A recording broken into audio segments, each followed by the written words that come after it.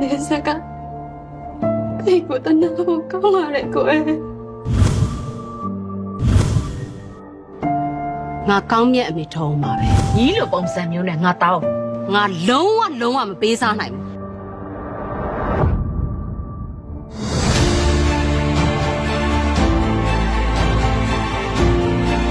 ကိုတို့လက်ထက်ကြအောင်ပါ ချေတစ်ဖက်ထော့ချချင်တယ်ဒုက္ခိတတယောက်ကို ဒီမှာကောင်းမြတ်နဲ့ကျမတူမလေးလက်မှတ်ထိုးဖို့စောက်နေတာ